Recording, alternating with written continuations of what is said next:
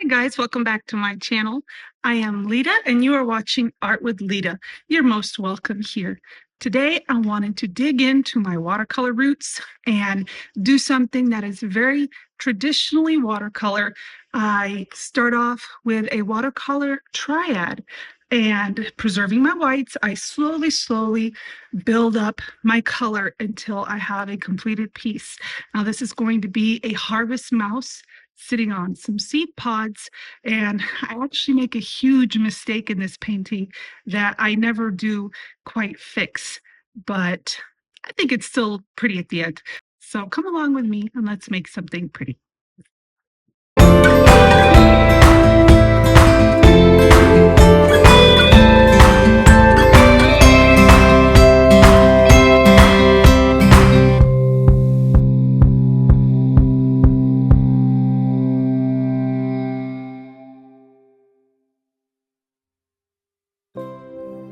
So I start off by just cleaning out my palette there.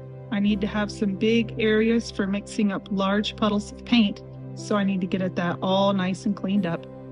And for my triad, I'm going to go for something that's a little bit more muted. I wanted a softer color, a more muted color to go down. So I'm choosing a pink and a blue that doesn't scream at you. And for my yellow, I'm going to grab a color that's called red iron oxide. Now, it's a very beautiful color that when watered down can take the place of a yellow. And just wait and see. It'll all come together and it'll all work. As I put the colors down, I don't bother trying to plan it out or figure out where the best place would be. I'm putting them down anywhere I can. Wherever my paintbrush happens to fall is good enough for me. There I pick my paper up so that the paint can mix on the paper and all the excess water is going to come down towards the bottom. Now the brush I'm using is a squirrel hair mop brush. You can find them on Amazon and they just hold a tremendous amount of water. Excellent for when you want to get lots of color and lots of water on the paper at the same time. Now the paper I'm using, I think it's Arches. I might be wrong on that, but I'm pretty sure I pulled out some Arches. I do have a pad or two that I'm trying to use up. Just grabbing off the excess water that drips to the bottom so that I don't make too big of a mess. And do you see what a beautiful background that has given me? I'm lifting out the areas where I want it to be a little bit lighter. And the blue, that bright blue color you see on the paper there, I used a masking fluid.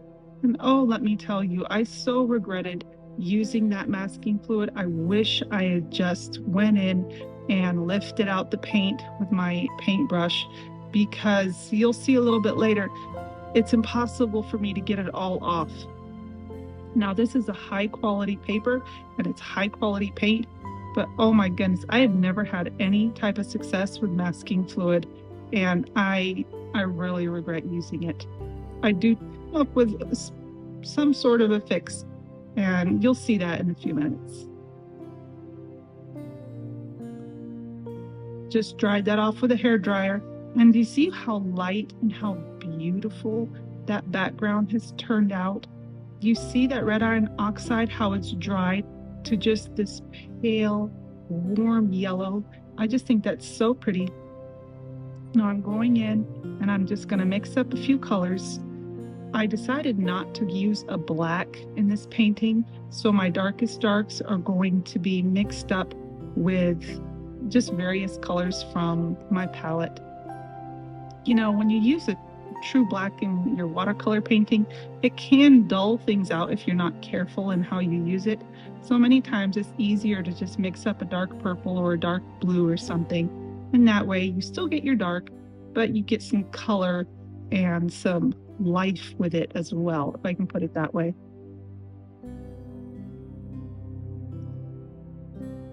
These seed pods were a bit of a challenge to paint. They had so many just different angles and different things going on, but I do try to simplify it and get in just your large basic shapes.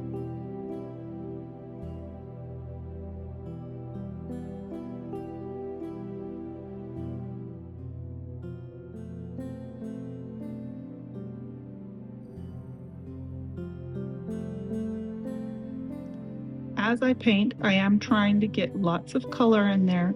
Again, I'm not going with anything that's realistic or anything that you would actually see in real life, but I'm just trying to get a nice comforting feeling, if I can put it that way, from this little painting of the mouse and his seed pods. And I'm trying to achieve that by using nice warm colors. Even the yellow I chose there isn't something that's going to jump out at you. It's just a nice warm yellow and some nice pinks and stuff. And I keep on going in and switching out my colors after just a few strokes so that I can get lots and lots of variety down on the page as I work.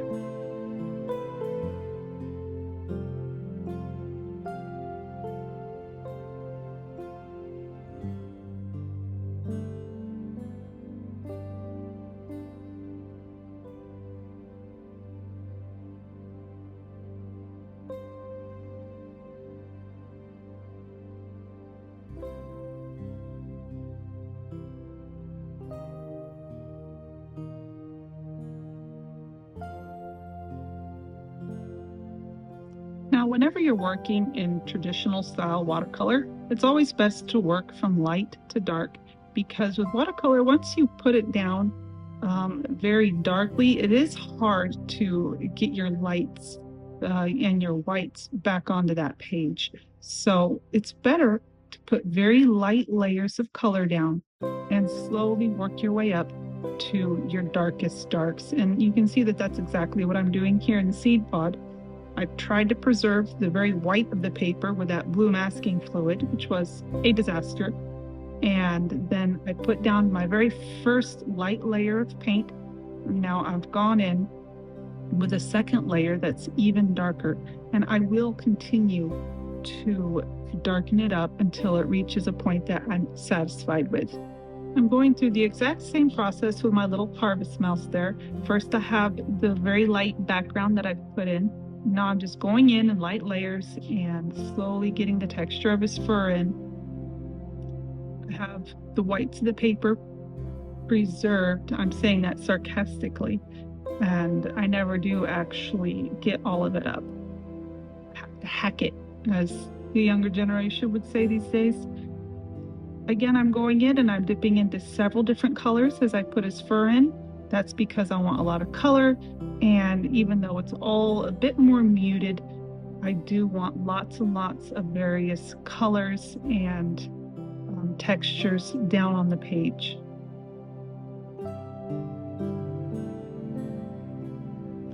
These little harvest mice are so sweet, and they are so tiny.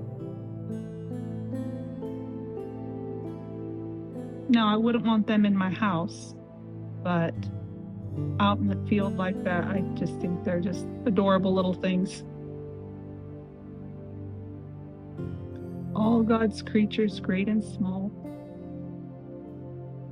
You know, so often we have the tendency to paint these large, impressive looking animals, you know, tigers and lions and just elephants and whatever.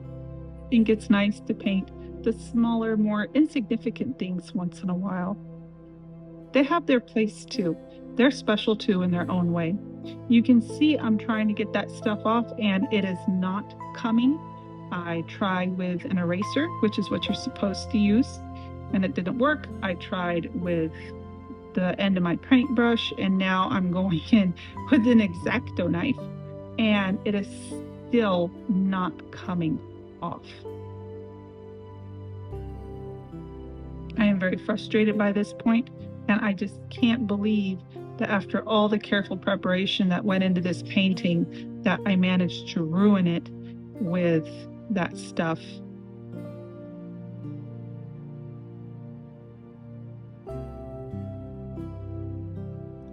So my advice to you is, if you want to preserve the whites of your paper, just carefully paint around those areas. Don't risk it and try putting anything down on your page, because you just, I don't know. Just look at the tough time I'm having getting that stuff off. And I never do get all of it off. Well, Right there you can see I finally give up and I get out some Winsor Newton ink. Maybe some white gouache or something would be better, but I didn't have any. So I'm just gonna go in and you see I never got it all off. And I'm just gonna put several layers of white ink down on top of it and hope that it covers it up enough.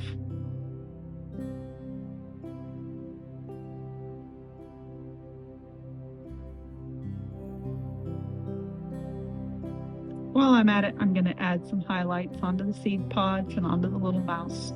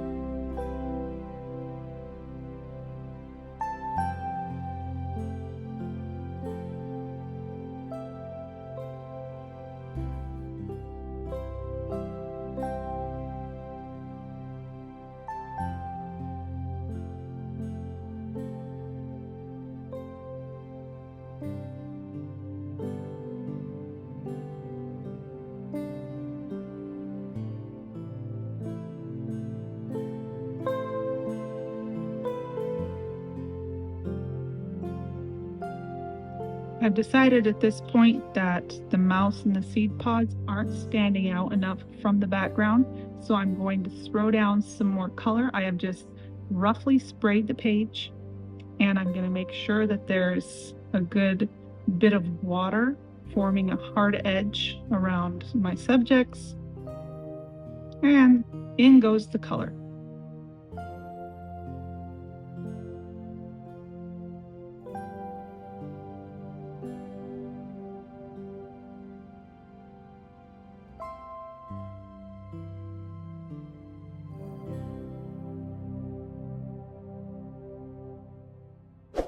If you've enjoyed this video, please do like and subscribe. It really does help my channel. Well, that's all I've got for you guys today. See you later.